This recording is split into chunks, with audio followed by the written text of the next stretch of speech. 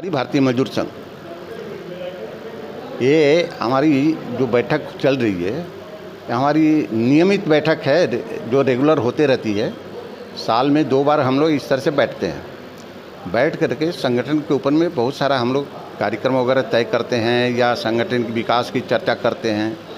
और आज विशेष करके एक परिस्थिति आई है कि भारतीय मजदूर संघ सिर्फ भारत में ही नहीं, अंतर्राष्ट्रीय स्तर पर हम नेतृत्व करने के लिए अपने को प्रस्तुत किए हैं और हमारा आगे बढ़ने का रास्ता प्रशस्त हो चुका है।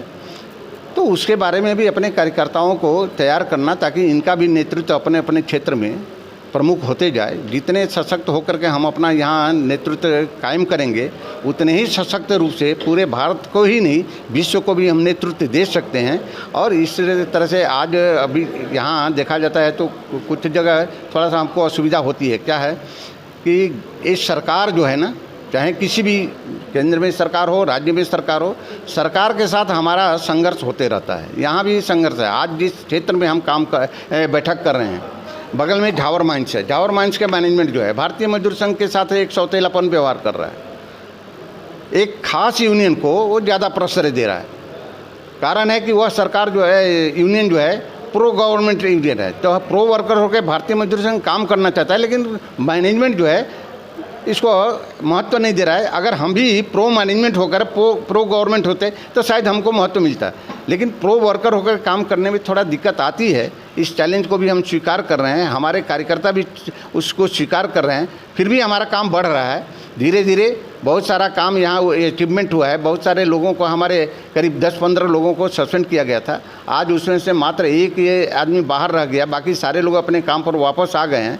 तो यह अपना एक बहुत बड़ा अचीवमेंट चल रहा है। तो ये भारतीय मजदूर संघ के कार्यकर्ताओं का जुझारूपन का एक प्रतीक हमको मिल रहा है यहाँ पर। इसी तरह से पूरे देश भर में हमारा काम बढ़ रहा है। पूरे माइंस क्षेत्र में हम धीरे धीरे आगे बढ़ रहे हैं और कुल मिलाकर के अपना चल रहा है। यही कोषाध्यक्ष तीनों के माध्यम से सामूहिक रूप से होगा। यह भी तय हुआ कि महासंघ के सदस्यों का मार्ग व्यय का खर्च उनके यूनिट को वहन करना है और यूनिट महामंत्री को संचित करना है। मेंबरशिप कैसे बढ़े, इस पर विशेष ध्यान इसी सूट से संबद्धता केंद्र प्रदेश एवं महासंघ को देना है। हमें संगठन को अपना समझना होगा, तभी समाधान होगा। राष्ट्रीय अधिवेशन के लिए एकीकृत कार्य समिति के सभी सदस्यों का शुल्क जमा हुआ या नहीं, इस पर भी चर्चा हुई।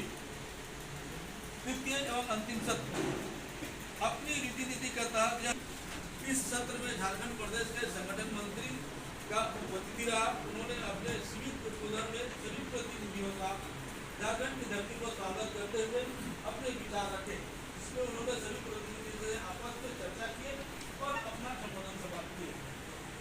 अध्यक्ष महोदय ने सभी का आभार व्यक्त करते सभी को उपस्थित होने की सराहना की।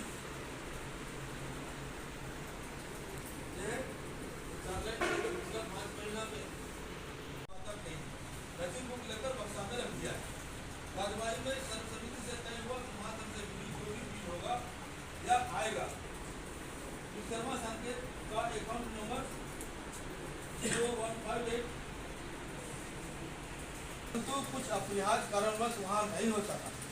महामंत्री द्वारा हुई से सभी संगठनों से चर्चा के बाद उदयपुर में बैठक होना तय हुआ। बैठक की तारीख 14, 15 एवं 16 जुलाई 2023 तय हुई। इसी सत्र में संगठन इकाइयों में आने वाली परेशानियों एवं कठिनाइयों पर भी चर्चा हुई। विशेष रूप से बोनस, समान काम विवादों के बारे में संगठन कार्यकर्ताओं को जानकारी नहीं होना, प्रबंधन से औद्योगिक मुद्दों पर वार्ता कैसे करनी है इत्यादि। और वो कार्य समिति बैठक में आमंत्रित किया जाए, जिससे इकाई संगठनों को मजबूती प्रदान की जा सके और हम मजदूरों का हित कर सके। माननीय अध्यक्ष श्री जायसवाल जी ने चाय विराम की घोषणा की एवं पुनः बैठक में उपस्थित होने को कहा गया। इस सत्र में महामंत्री जी ने बैठक में उपस्थित प्रतिनिधियों से प्रतीक सिंह राणावत, संभागीय अध्यक्ष जिंक ठेका मजदूर संघ उदयपुर संभाग, अखिल भारतीय खनिज धातु मजदूर महासंघ राष्ट्रीय कार्य समिति सदस्य। ये 2 दिवसीय बैठक अखिल भारतीय खनिज धातु मजदूर महासंघ की उदयपुर में हो रही है। इसमें पूरे देश से, अलग अलग जिलों से, अलग अलग प्रदेश से प्रतिनिधि आए हुए हैं। ये 2 दिवसीय 15 और 16 को यहाँ रहेगी बैठक। इसके अंदर माइनिंग से रिलेटेड जितने भी नॉन कोल जितना भी है उसके सारे मुद्दों पर चर्चा की जाएगी और उसे आगे फॉरवर्ड किया जाएगा, जिससे सेंट्रल मिनिस्टर वगैरह से जितनी भी जिनकी समस्याएं हैं उनके निराकरण के लिए यहाँ चर्चा की जाएगी और आने वाले 6 महीनों के लिए संगठन की क्या रणनीति रहेगी कर्मचारियों कार्यकर्ताओं के लिए, उस पर डिस्कशन किया जाएगा। मेरा नाम मोनिका है। मैं नॉलेज बॉक्स एक संस्था है जो कि स्पेशली CSR रिलेटेड प्रोजेक्ट्स पे हम लोग काम करते हैं और हमारा जो एक्सपर्टाइज़ है वो mining and cement industry related project के लिए, एरिया के लिए काम करते हैं। यहाँ पर हम लोग वहाँ पे आसपास रहने वाले जितने भी कम्युनिटी वर्कर हैं और इंडस्ट्रियल वर्कर हैं उनके लिए स्वास्थ्य संबंधित, उनके कौशल संबंधित, महिला empowerment, women empowerment related project और भी डिफरेंट प्रोजेक्ट्स बनाते हैं। धन्यवाद।